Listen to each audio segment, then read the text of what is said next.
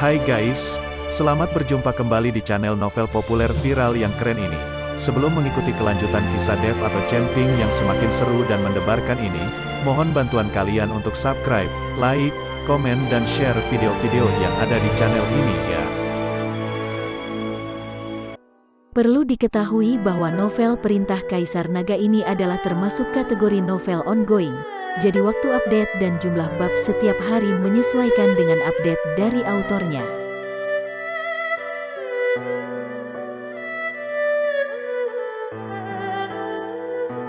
Perintah Kaisar Naga bab 3401, 3402, 3403. Ki Pejia meraih dua orang kultivator iblis dengan santai dan melemparnya dengan tiba-tiba.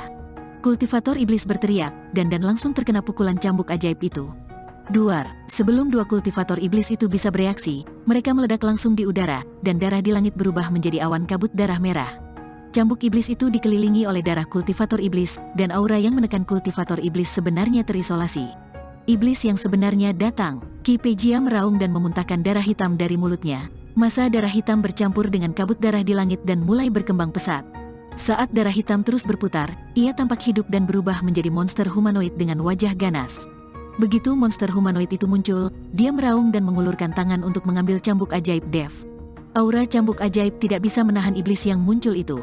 Iblis ini hanyalah ilusi, cambuk iblis Dev tidak dapat menyerang kesadaran iblis ilusi itu. Lagi pula, iblis ini tidak memiliki kesadaran. Iblis humanoid itu melambai pelan, dan Dev mencabut cambuk ajaibnya dan melemparkannya, lalu menghantam tanah dengan keras.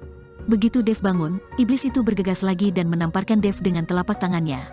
Dev mengayunkan cambuk ajaib kali ini, cambuk ajaib itu dipenuhi dengan api, dan nyala api yang dahsyat menyala. Dia mencambuk pergelangan tangan iblis itu dengan cambuk ajaib, dan api langsung mengelilingi iblis humanoid itu. Ketika Ki Pejia melihat ini, dia mencibir, "Iblis Zhuo, apakah menurutmu kamu dapat melukai iblisku dengan benda ini?" Benar saja, setelah Ki Pejia selesai berbicara, iblis itu diselimuti api dan dia masih menamparnya dengan telapak tangannya. Tubuh Dev mundur dengan cepat, lalu dia berguling untuk menghindari pukulan itu, dan dia terlihat sangat malu. Ki Pejia melambaikan tangannya, dan iblis itu langsung berubah menjadi genangan darah hitam dan menghilang. Dia ingin melihat harta apa yang belum digunakan Dev. Dev berdiri perlahan, menyingkirkan cambuk ajaib, dan melihat baju besi Ki Pejia dengan mata dingin. "Sepertinya aku harus membiarkanmu benar-benar melihat kekuatanku." Ekspresi Dev sedingin es, dan dia sepertinya sedang membuat keputusan di dalam hatinya. "Hahaha, cepat gunakan. Aku sangat ingin melihat kekuatanmu yang sebenarnya." Ki Pejia tertawa terbahak-bahak, namun segera, senyuman Ki Pejia mengeras di wajahnya. Karena dia merasakan aura yang sangat berbahaya, dan kemudian dia melihat Dev memegang busur di tangannya pada suatu saat. Apakah ini busur Raja Dewa? Merasakan aura menakutkan, Ki Pejia akhirnya menunjukkan ekspresi ketakutan di wajahnya. Dev tidak mengatakan apa-apa, dia terpaksa mengungkapkan busur Raja Dewa. Lagi pula, jika hal seperti itu terungkap, Dev pasti akan menjadi musuh seluruh penghuni alam surga dan manusia. Semua orang ingin mendapatkan busur Raja Dewa, jadi Dev harus selalu waspada terhadap semua orang. Untungnya, ini adalah medan perang antara dewa dan iblis. Selama dia membunuh semua orang di depannya, rahasia busur Raja Dewanya tidak akan terungkap. Saat ini, mata Dev penuh dengan niat membunuh. Busur Raja Dewa? Ya Tuhan, bagaimana dia bisa memiliki busur Raja Dewa? Aura ini sangat menakutkan. Siapa dia? Kenapa dia memiliki busur Raja Dewa? Orang ini berada di alam apa? Sangat mustahil untuk berada di alam kesengsaraan tingkat pertama. Semua orang terkejut saat melihat busur Raja Dewa.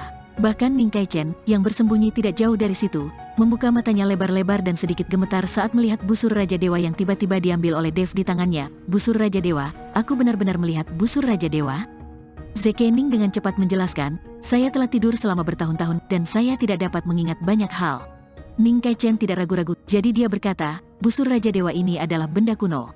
Konon digunakan oleh Hou-Yi untuk menembak matahari. Busur itu jatuh dari surga ke dunia surga dan manusia kita, bertahun-tahun sebelum perang antara dewa dan iblis. Selalu ada legenda tentang busur Raja Dewa di surga dan alam manusia, namun tidak banyak orang yang benar-benar melihat busur Raja Dewa. Orang yang mendapat busur ini pasti akan menjadi penguasa suatu wilayah, atau bahkan penguasa seluruh alam surga dan manusia." Zekening mendengarkan kata-kata Ning Kaichen dengan tenang, dan sangat terkejut di dalam hatinya. Dia tidak mengerti bagaimana Dev mendapatkan senjata ajaib yang tiada taranya tidak lama setelah dia datang ke dunia surga dan manusia. Namun, Zekening juga merasa rumor ini agak berlebihan. Hou-Yi menggunakannya untuk menembak matahari. Hou-Yi menggunakan busur penembak matahari, yang menempati peringkat ketiga dari 10 senjata teratas di zaman kuno. Ketika Zekening berada di dunia sekuler, dia telah membaca banyak buku, jadi dia masih tahu sedikit tentangnya. Namun melihat ketakutan orang-orang ini terhadap busur Raja Dewa juga membuktikan bahwa busur Raja Dewa ini juga merupakan senjata yang sangat ampuh. Pada saat ini, kekuatan di tubuh Dev melonjak, dan dia meletakkan satu tangannya di tali busur dan perlahan menarik busur Raja Dewa. Buka! Dengan teriakan keras Dev, busur Raja Dewa ditarik dan langsung terisi sepenuhnya tanpa diisi oleh Dev. Gelombang aura menakutkan seperti badai, mulai menyapu ke arah kultivator iblis di depannya. Di atas busur Raja Dewa, aliran panah cahaya muncul, bukan hanya satu, tapi panah cahaya yang tak terhitung jumlahnya, masing-masing dengan aura yang tak tertandingi. Sikat! Dev mengendurkan tangannya dengan ringan, dan panah cahaya yang tak terhitung jumlahnya berubah lagi di kehampaan, langsung menjadi luar biasa dan berubah menjadi kobaran api yang cemerlang, dan bulu panah tidak dapat dibedakan. Kecemerlangan ini menyelimuti semua kultivator iblis, dan setiap panah cahaya dipenuhi dengan aura jahat yang mengerikan dan ganas. Seolah-olah ada banyak hantu jahat yang memamerkan gigi dan cakarnya. Bagaimana ini busur dan anak panah yang digunakan Hou Yi untuk menembakkan matahari? Ini jelas merupakan senjata yang digunakan oleh iblis. Mata Zekening sedikit menyipit dan dia berkata, Zekening sangat akrab dengan aura semacam ini, tapi dia benar-benar tidak tahu siapa Dev ini. Mengapa dia bisa memiliki banyak aura di tubuhnya? Pada saat ini, anak panah yang tak terhitung jumlahnya sedang menuju ke arah Kipejia dan yang lainnya. Pada saat ini, wajah semua kultivator iblis berubah drastis dan kaki mereka gemetar. Bahkan ada kultivator iblis yang sangat ketakutan hingga mereka roboh ke tanah. Mereka belum pernah mengalami perasaan mengerikan semacam ini. Harus diketahui bahwa Dev hanyalah seorang pria di alam kesengsaraan tingkat pertama, siapapun di antara mereka, semuanya berada pada level yang lebih tinggi dari Dev. Tapi sekarang mereka sangat ketakutan kepada Dev hingga dia hampir kencing di celana. Lari cepat, tolong, orang ini bukan manusia.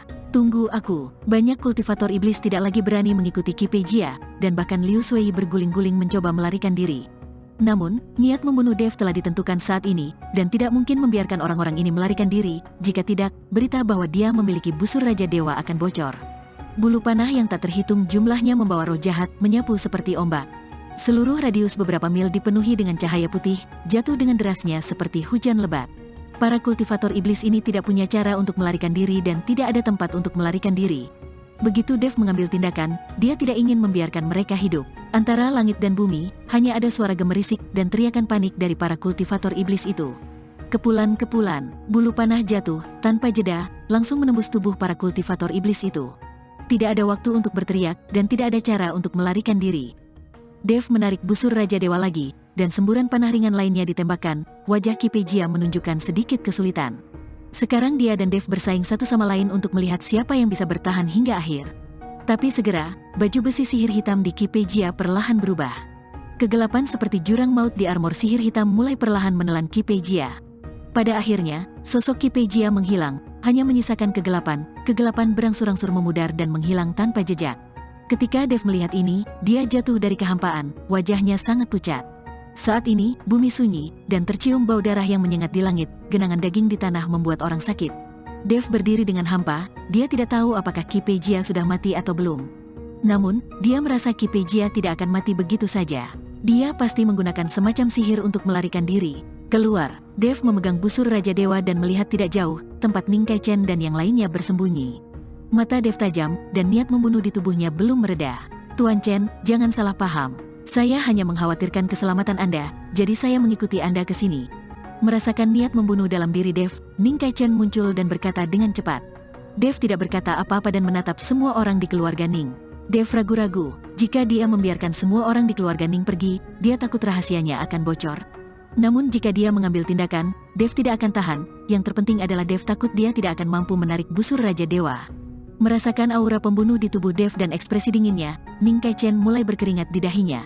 Dia memahami pentingnya busur Raja Ilahi, dan juga memahami keputusan Dev untuk mengungkapkan busur Raja Ilahi pada akhirnya, dan membunuh semua orang. Suasananya menjadi hening untuk sementara waktu. Jangan khawatir, kamu memiliki rahasia busur Raja Dewa, dan tak seorang pun di keluarga Ning kita akan membocorkannya. Dan bahkan jika Anda ingin membunuh orang dan membungkam mereka sekarang, Anda mungkin tidak dapat melakukannya. Jika Anda mengambil tindakan, pada akhirnya kedua belah pihak akan menderita, dan tidak ada yang akan selamat. Tidak ada artinya, Zekening memecah keheningan dan berkata. Dan begitu dia membuka mulutnya, dia berbicara tentang titik sakit Dev, dan Dev harus melihatnya lagi. Dev memandang Zekening untuk waktu yang lama, lalu perlahan-lahan menyingkirkan busur Raja Dewa.